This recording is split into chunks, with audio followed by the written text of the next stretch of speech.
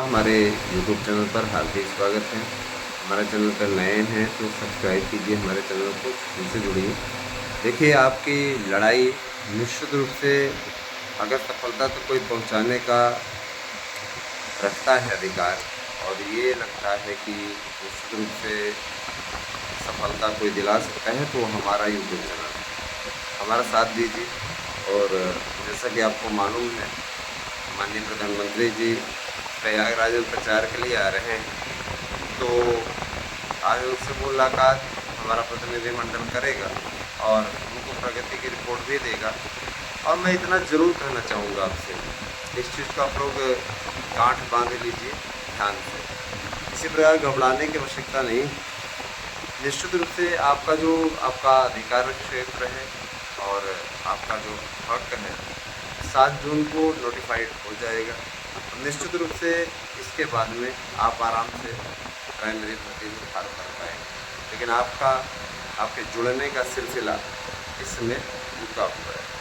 आप उतनी संख्या में नहीं जुड़ रहे हैं, उतने तो जितने रोज़ जुड़ते थे उतने अभी भी जुड़ रहे हैं, लेकिन हम ये चाहते हैं कि आपकी का जो संख्या बल है वो थोड़ा कायदे का जुड़े, है ना। ऐसे क्या मज़ा नहीं आ रहा है, तो इसलिए संख्या बल बढ़ाइए, ज़्यादा से ज़्यादा संख्या में जुड़िए, हम यही आपसे अपील करेंगे।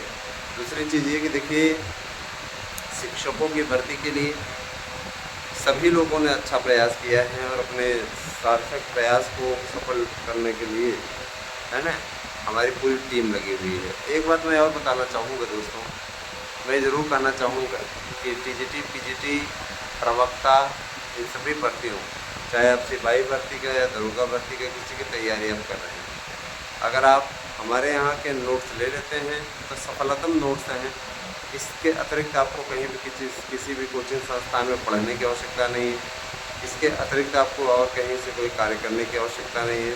निश्चित रूप से आपको सफलता मिलेगी। रही बात ये कि देखिए दोस्तों, कहते नहीं कि सहयोग बहुत बड़ी चीज़ होती है, तो सहयोगात्मक रवैया अपनाए रखें।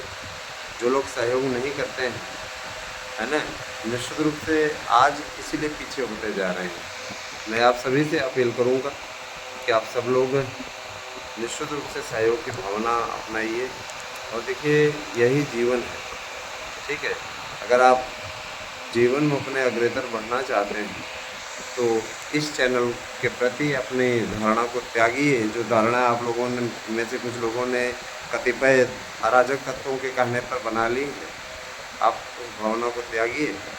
और अगर चाहते हैं अपना भला तो निश्चित रूप से फिर साथ आएँ, हमारा साथ दें। दोस्तों, आपकी लड़ाई को पहुंचाने के लिए हम लोगों ने बहुत अथक प्रयास किया है और अब ये सफलता मिल रही है। नोटिफिकेशन भी बहुत जल्दी जारी होगा।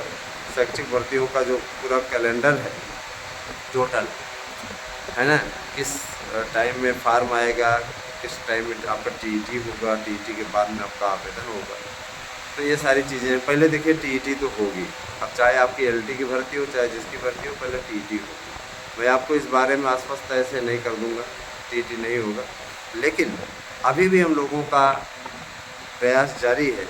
एलटी के लिए कम से कम टीईटी छूट दिला ही दी जाए, क्योंकि पुरानी भर्ती है और इसमें आप लोगों को टेट में छूट मिल जाए। बाकी उसके बाद में आप लोग स्वयं समझदार है, उसके बाद तो आप तैयारियां कर ही लेंगे। एक बार प्रारूप आप देख लीजिए कैसे टीईटी आपका आता है, तो आपकी टेंशन दूर हो जाएगी। साथ ही साथ मैं बताना चाहूँगा, जो लोग नोट्स लेंगे, अगर टीईटी मामलों में होती हैं, है ना, तो उन्हें टीजीटी के साथ में टीईटी का नोट्स निःशुल्क भेजा जाएगा। याद रखिएगा, टेट के साथ में आपको टीजीटी का नोट्स निःशुल्क भेजा जाएगा। आप तक पहुंचेगा वो नोट्स, अपनी तैयारी कीजिएगा अच्छे तरीके से। और देखिए दोस्तों, जैसा कि आप जानते हैं कि 2 चरण के चुनाव और बचे हुए हैं। इन 2 चरणों के चुनावों के लिए आप लोग वोट अवश्य करने जाएं और भावनाओं में बह करके ऐसे लोगों को वोट न दें जिन्होंने 70 वर्षों तक देश का बेड़ा गर्क करने में कोई कोर कसर नहीं छोड़ी। जिनकी दादी ने, जिन लोगों के परिवार ने आपातकाल जैसा घिनौना कार्य करके लोकतंत्र की हत्या की, 1984 में सिखों को मरवाया, है ना, ये लोकतंत्र के प्रहरी बने हुए हैं, लोकतंत्र के रक्षक बने हुए, हर सभाओं में संविधान की किताब दिखा रहे हैं। है ना। यहाँ तक कि संविधान निर्माण में महत्वपूर्ण भूमिका निभाने वाले डॉक्टर भीमराव अंबेडकर का भी इन्होंने अपमान किया, है ना। उनका भी अपमान किया इन्होंने, एक चुनाव तक नहीं जीतने दिया कभी उनको। और जिस तरीके से उनका अपमान कांग्रेस हमेशा करती रही, वह किसी से छिपा नहीं है। आज जिस समाजवादी पार्टी की बात हो रही है, समाजवादी पार्टी उत्तर प्रदेश का जो सक्रिय दूसरे नंबर का राजनीतिक दल है, उसकी बात हो रही है। कभी इसी के नेता मुलायम सिंह यादव कहते थे कि संविधान के निर्माता कितना बाबा साहब भीमराव अम्बेडकर थे, वो कालवाई है नहीं, वो सब जानते हैं अच्छे तरीके से। बाबा साहब भीमराव अम्बेडकर का मुलायम सिंह हमेशा अपमान करते हैं, विकाल रहे अपने आप में, और बाद में उसी अपमान का पात्र स्वयं बने अपने ही बेटे के द्वारा। मैं ज़रूर कहना चाहूँगा कि देखिए दोस्तों, ये राजनीति है, राजनीति के इन चक्करों में मत पड़िएगा और अपना वोट निश्चित रूप से विकास पुरुष नरेंद्र मोदी को दीजिएगा। मैं बार बार आपसे अपील कर रहा हूँ। देखिए, आप यही देख लीजिए, जितने भी बड़े बड़े मुद्दे थे, श्री राम जन्मभूमि का मुद्दा था, इसको कोई भी सरकार सुलझा नहीं सकती थी कि न ही उसके अंदर कोई इच्छा शक्ति थी। ऐसे लोग जो आज कह रहे हैं कि हम इससे भी बड़ा मंदिर बनवा देते, तुम लोगों ने तो जाकर के वहाँ पे हलफनामा तक दे दिया था कि राम मंदिर का मसला टाला जाए और उसकी सुनवाई हो ही नहीं। मोदी सरकार 19 में हट जाए, उसके बाद में, है ना, चुनावों के बाद में ये हो, तो मोदी सरकार पुनः आ गई।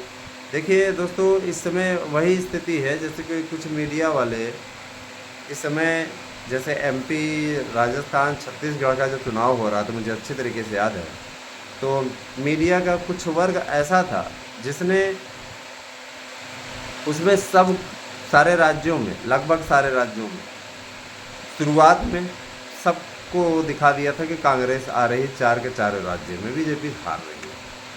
उसके बाद में जब एग्जिट पोल आया तो उसमें सिर्फ एमपी में दिखाने लगा, इसके अलावा राजस्थान में सब जगह बीजेपी को हारा हुआ दिखाने लगा।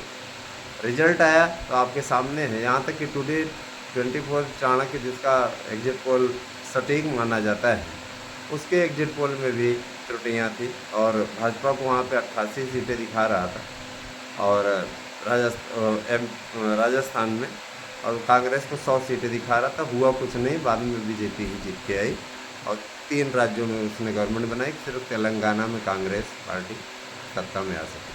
तो सत्ता का यही समीकरण है, अंडर करंट है इस समय। और निश्चित रूप से जिस तरीके से ये चल रहा है ना दोस्तों, इतना आसान नहीं है इंडिया गठबंधन के लिए जीत हासिल कर पाना, ये सभी लोग जानते हैं।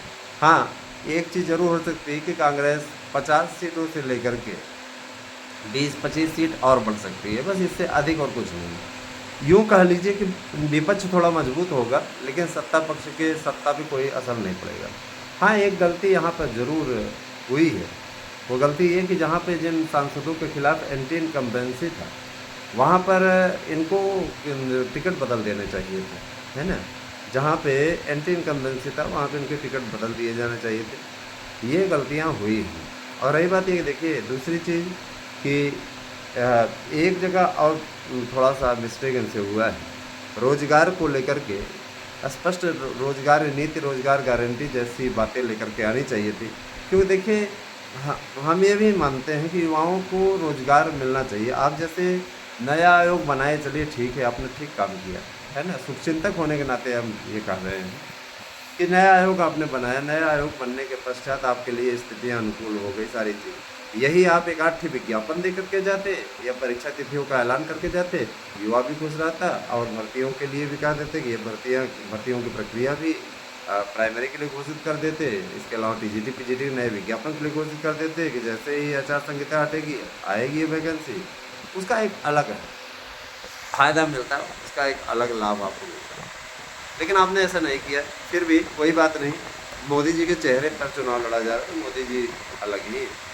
मैं ज़रूर कहना चाहूँगा, मैं जानता हूँ कि आप सभी लोग भर्तियाँ करने जा रहे हो। मैं अपने चैनल के माध्यम से अपील करूँगा सबसे कि आप सभी लोग निश्चित रूप से भारतीय जनता पार्टी को सपोर्ट कीजिए, सहयोग कीजिए बीजेपी का। और देखिए, बीजेपी ही एक ऐसी पार्टी है जो हिंदू धर्म के लिए खुलेआम वोट मांगती है। बाकी दल निश्चित रूप से अपना वोट बैंक मजबूत करने के लिए, मुस्लिम वोट बैंक के लिए किसी भी स्तर तक गिर सकते हैं।